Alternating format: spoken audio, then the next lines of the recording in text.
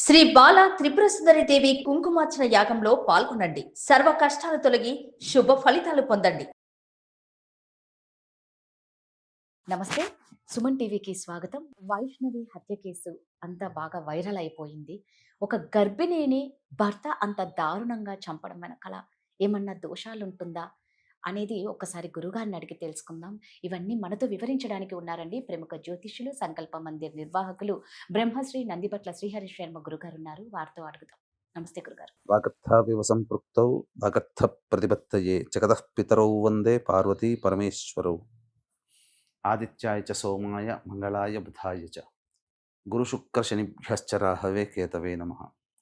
శృంగేరి జగద్గురు పీఠాధిపతులకి, కంచి పీఠాధిపతులకి నమస్కారములు తెలియచేసుకుంటూ కార్యక్రమాన్ని ప్రారంభిద్దాం. గురుగారు, కొన్ని రోజుల నుంచి ఇక దగ్గర వారం అవుతుంది, ఇప్పటికీ కేసు కొలిక్కి రాలేదు. ఒక గర్భిణిని ఒక భర్త చంపడం అనేది నిజంగా అతి చిన్న వయసులో అమ్మాయికి పెళ్ళయింది. 4 నెలలో 5 నెలలో గర్భిణి. వరకట్న వేధింపులు అంటారు. ఆ అబ్బాయికి ఇంకో సంబంధం ఉంది, దానివల్ల ఈ అమ్మాయిని చంపారు. ఏది ఏమైనా ఒక భార్యని, ఒక గర్భిణిని చంపడం నిజంగా అది చాలా బాధాకరమైన విషయం. ఎందుకు ఇలాగా మనిషి అంత అలాంటి పనులు చేయడానికి వాళ్ళు ఎందుకు అలా ఉంటారు? వీళ్ళకి ఏమన్నా దోషాలు ఉంటాయా? అంటే గత వారం రోజుల నుంచి చూస్తున్నామమ్మా, అనేక ప్రసార మాధ్యమాలలో ఇది బాగా చర్చనీయాంశమైంది. అంటే ఎక్కడో మారుమూల పల్లె ప్రాంతంలో తనకు నచ్చినట్టుగా ఆనందంగా అవును. చిన్న పిల్ల నిజం. వీడియోలు చేసుకుంటూ ఏదో ఒక ఇన్ఫ్లుయెన్సర్గా 10 మందికి ఓ యూట్యూబర్గా పరిచయమైనటువంటి అమ్మాయి కారణాంతరాల వల్ల చిన్న వయసులోనే పెళ్లిళ్ళు చేసుకోవడం, ఆ పెళ్లి చేసుకున్న దారభ్యత ఆనందకరమైనటువంటి జీవితాన్ని పొందలేకుండా అంటే పెళ్ళైన కొత్తలో ఎవరైనా బాగుంటారు, కానీ అది రాను రాను అసలు స్వరూపం అనేటువంటిది బయటపడి తద్వారా ఒక స్త్రీ హత్య మరియు గర్భిణి శిశు హత్య, భ్రూణ హత్య అంటారు. అంటే గర్భము దాల్చిన తర్వాత పెరిగేటువంటి పిండాన్ని కూడా మనం అబార్షన్స్ కూడా చేయించుకునే వాళ్ళు చాలా మంది ఉంటుంటారు. భ్రూణ హత్య అంటారు. ఈ 2 రకాలైనటువంటి దోషములు ఆ కుటుంబానికి ఏర్పడ్డాయి. అంటే తరచి చూసినట్లయితే అది ఎవరు కూడా అలాంటి సిచ్యుయేషన్ కుటుంబంలో జరగాలని కానీ, ఏ కుటుంబంలో కూడా అలాంటి పరిస్థితులు రాకుండా ఉండాలని ప్రతి వాళ్ళు కోరుకుంటారు. ఎందుకనంటే సంబంధించినట్టు చూసినట్లయితేనమ్మా, అన్నదమ్ములు సొంతంగా తోడబుట్టిన వాళ్ళు 2 కావచ్చు, కానీ కజిన్స్ వీళ్ళందరినీ చూస్తే దాదాపు 15 పైగా ఉన్నారు. అంతమందికి ఒకే ఆడపిల్ల అంత గారాబంగా పెరగడం ఒక రకంగా ఆ హరిబాబు అనేటువంటి వ్యక్తి పెళ్లి చేసుకోవడం వల్ల అదృష్టవంతుడే.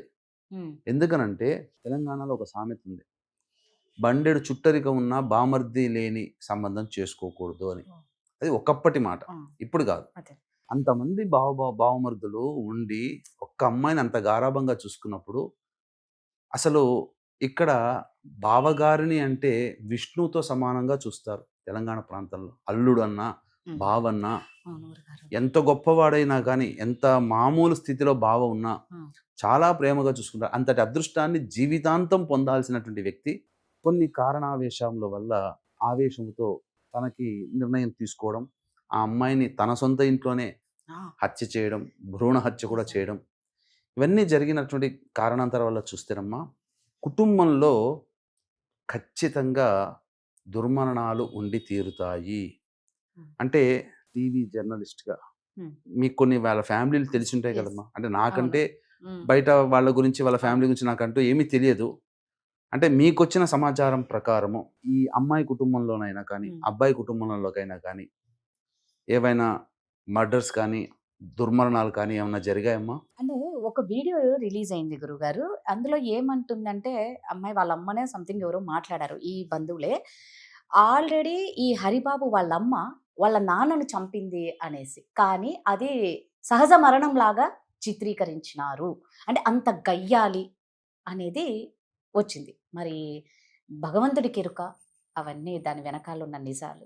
దీన్ని బట్టి చూసినట్లయితే 2 రకాల అజంప్షన్స్ వచ్చిన. ఒకటి, హరిబాబు తల్లి తన సొంత భర్తని చంపింది అన్నా, లేదా హార్ట్ అటాక్తోనైనా కానీ చనిపోయాడు తండ్రి అని అన్నా, ఖచ్చితంగా బిలో 60 years లోపల పోయి ఉంటాడు. అంటే హార్ట్ అటాక్తో పోయినా బిలో 60 years మర్డర్ జరిగిన ఇది. అంటే కుటుంబంలో ఇట్లాంటివి ఉన్నప్పుడు ఏంటంటే ఇవి జరిగినప్పుడు మారు బలిని కోరుకుంటాయి. ఇది చాలా దోషంతో కూడుకుందమ్మా. అందుకనే మన సుమన్ టీవీ ప్రేక్షకుల్లో 2013 సంవత్సరం నుంచి అనేక ప్రసార మాధ్యమాలలో ఈ దోషములు పంచశాప ప్రభావాలు కుటుంబంలో గనక ఉంటే కుటుంబము ఎప్పుడూ కూడా సమస్యలతో సతమతమవుతుంది, ప్రశాంతత లేని జీవితాన్ని పొందుతారు. జరిగింది కదా, తండ్రి మరణం జరిగింది, అది హార్ట్ అటాక్ అయినా సొంత తల్లి మర్డర్ చేసినా అది దుర్మరణమే. బిలో 60 years లోపల ఎలాగైనా చనిపోయినా, లేదా దుర్మరణాలంటే road accident, fire accident, suicide attempt, నదిలో బావిలో పడి చనిపోవడం, ఇంట్లోంచి వెళ్ళిపోవడం, లివర్ ఫెయిల్యూర్, కిడ్నీ ఫెయిల్యూర్, క్యాన్సర్తో చనిపోవడం, పెళ్లి కాకుండా బ్రహ్మచారిగా కన్యగా చనిపోవడం, 60 సంవత్సరాల లోపల ఎలాంటి రోగమైనా ఏ విధంగానైనా చనిపోయినా, లేదా ఇప్పుడు చెప్పినటువంటి liver, kidney cancer, paralysis, stroke, ఇవి అబౌవ్ 60 తర్వాత కూడా ఇలా బాధపడి చనిపోయినా, పిండ ప్రదానాలు కుటుంబంలో చేయలేకపోయినా, ఆడపిల్లలే సంతానంగా ఉన్నా, ఇంటర్ కాస్ట్ ఇంటర్ రిలీజియన్ మ్యారేజ్లు జరిగినా, మరి ఈ వైష్ణవి హరిబాబుది ఇంటర్ కాస్టా ఏంటమ్మా? లేదు గురుగారు, ఒకే క్యాస్ట్ అనే విన్నాము. ఒకే కాస్టా? ఒకే క్యాస్ట్ అనే. So inter caste inter religion మ్యారేజ్లు జరిగినా, కేవలం ఆడపిల్లలే సంతానంగా ఉన్నా, కుటుంబ సభ్యులు కారాగార వాసమైన, పిల్లలు శారీరక మానసిక లోపాలతో జన్మించిన, ఎక్కువ డైవోర్సులు కుటుంబంలో అవుతున్నా, పెళ్లి కాకుండా సంవత్సరాలు గడిచిపోతున్నా, సంతానం కలగకుండా పెళ్ళైన తర్వాత కూడా ఇబ్బందులు పడుతూ ఉన్నా, అలాగే కుటుంబ సభ్యుల మధ్య ఒకరి మాటకి ఒకరికి అనుసంధానం ఉండదు, ఎవరికి వారే యమునా తీరే అన్నట్టుగా ఉన్నా, అలాగే బాగా సంపాదించి ఒక అనాలోచిత నిర్ణయం తీసుకొని తద్వారా ఇబ్బందులు పాలైన, అంటే మొత్తం నష్టపోయినా, బాగా సంపాదించి పెట్టుబడి పెట్టడమో, నమ్మి ఇవ్వడమో ఎవరికైనా డబ్బులు, పూర్తిగా లాస్ అయిపోతారు. వాళ్ళతో పాటు పెళ్ళిళ్ళు అయిపోతుంటాయి. అంటే వివాహమైన తర్వాత అనే సందర్భంలో ఒక కుటుంబంలో ఒక జంటకి వివాహం అయితే ఆ జంటకి తోపుగా కొన్ని జంటలకు వివాహం అవుతుంది, కొన్ని జంటలేమో పైకి వస్తాయి, కొన్ని జంటలు ఎక్కడ వేసిన గొంగడు అక్కడే ఉన్నా, అలాగే ఏ జన్మలో ఏ పాపం చేసామని నరకయాత్ర అనుభవిస్తున్నామని తరచూ అనుకుంటుంటారు.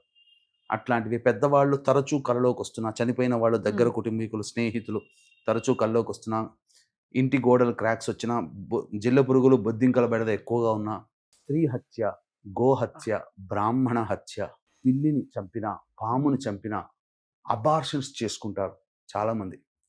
ఇప్పుడు కనాల్సిన టైం కాదు అని చెప్పి 3-4 నెలలు కడుపుతో ఉండగానే అబార్షన్స్ చేస్తారు. పెళ్లి కాకుండా కొంతమంది అబార్షన్స్ చేసుకుంటుంటారు. సో ఇలాంటివి కుటుంబంలో గనక ఉంటే ఖచ్చితంగా ఇవి దోషాలే, పంచశాప ప్రభావాలు అంటారు. అంటే స్త్రీ శాపము, గురు శాపము, దైవ శాపము, సర్పశాపము, పితృశాపము.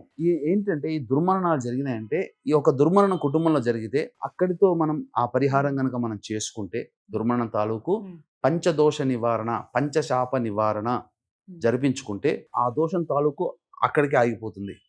తెలియక మనం ఇలాగే మనం ఎందుకులే ఈ పూజలన్నీ ఇట్లాంటివి అని చెప్పి డబ్బు ఖర్చనో, లేకపోతే నమ్మకం లేకనో, చాలామంది ఇలాగే చెప్తుంటారులే అని చెప్పి ఉంటే మళ్ళీ ఫ్యామిలీలో ఇట్లాంటి దుర్మరణాలు మారు బలిని కోరుకుంటాయి. అందుకనే చాలామంది కుటుంబాలలో బాబాయ్ పిల్లలకు పోతారు ఇట్లాగే ఎవరైనా అని, కానీ వాళ్ళ సొంత కుటుంబంలోనే జరుగుతుంది. ఇలా ఒకే ఫ్యామిలీ అని అంటే మైల పట్టే బంధుత్వం ఉన్నటువంటి కుటుంబాల వరకు ఈ సంబంధించినటువంటి దోషం ఆపాదించబడింది. కాబట్టి ఎవరి కుటుంబంలో వీక్షించేటువంటి సుమన్ టీవీ ప్రేక్షకులు ఎవరైనా కానీ ఇట్లాంటి దోష ప్రభావం ఉంది అని అంటే ఖచ్చితంగా పరిహారం చేసుకోండి.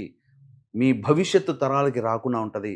ఈనాడు చేసే చిన్న పరిహారం రేపు మీ యొక్క సంపూర్ణ కుటుంబాన్ని కూడా రక్షిస్తుంది అని చెప్పవచ్చు. అందుకనే దీన్ని దృష్టిలో పెట్టుకుని 2013 నుంచి మన పీఠం ఆధ్వర్యంలో ప్రతి నెల ఈ పంచశాప దోష నివారణ పూజల హోమాలు జరిపించడం జరుగుతుంది. మొన్న మార్చి 17వ తారీఖు రోజున కూడా చేయించడం జరిగింది.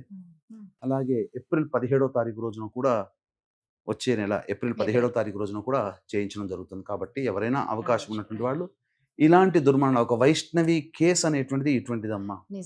ఇప్పటికైనా కానీ మీరు, అంటే ఇక్కడ సందర్భంలో ఎట్లా ఉంటుందంటే, ఇంత చిన్న వయసులో చనిపోతే కోరికలు తీరకుండా చనిపోవడం వల్ల అక్కడక్కడే తిరుగుతూ ఉంటుందట ఆత్మ. ఇప్పుడు ఇంకో బిడ్డ, ఇప్పుడు 2 ఆత్మలేను, అంతే కదమ్మా, 2 ప్రాణాలు కదా, అక్కడక్కడికే తిరుగుతుంటుంది, తరచూ కలలోకి వస్తూ ఉంటుంటుంది. ఇప్పుడు అదే అంటున్నాడు హరిబాబు అక్కడ జైల్లో. అంటే బయట మాటలు ఏంటి అంటే, పిచ్చి పిచ్చి చేష్టలు చేస్తున్నాడు, ఏదో భయపడుతున్నాడు కనిపిస్తుంది.